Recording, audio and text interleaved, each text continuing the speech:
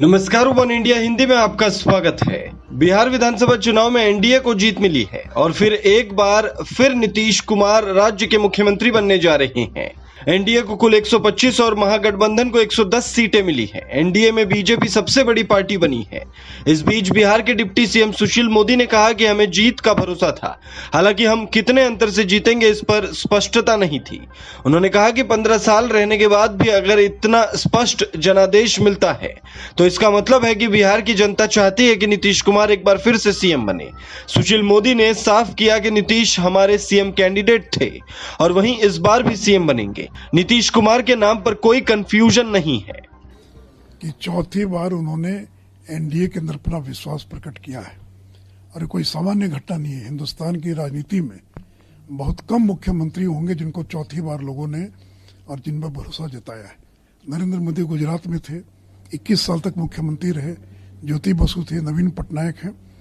तो 15 साल तक सेवा करने के बाद लोगों ने फिर से भरोसा जताया है।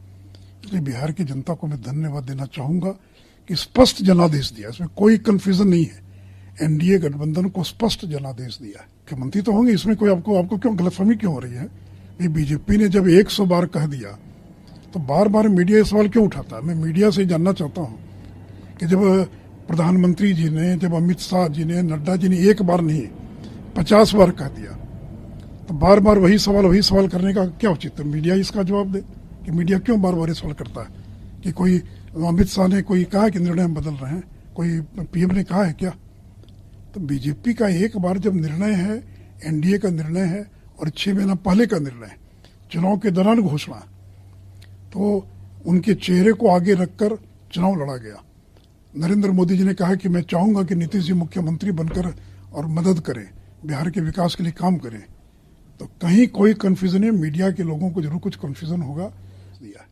लेकिन ये जनादेश तो मोदी जी के लिए दिया है, क्योंकि जिस तरीके से आप लोग इक्वल सीट पे लड़े लेकिन आप 74 सीट जीते हैं और जदयू को जीते। ऐसा थोड़ी होता है, गठबंधन में जब कोई चुनाव लड़ता है तो सब बराबर सीट थोड़ी जीतता है। या जिले के अंदर ही हम किसी जिले में 5 सीट लड़े, 2 ही जीते, 3 हार गए।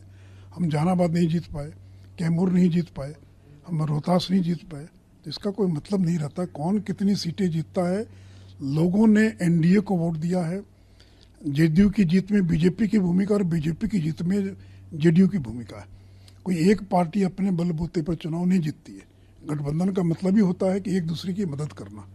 तो बीजेपी के कार्यकर्ताओं ने जेडीयू को जिताया और जेडीयू के लोगों ने बीजेपी को जिताया। 2 भी जी बैठे हुए अभी जीत कर आ रहे हैं लोकसभा का चुनाव वाल्मीकि नगर का।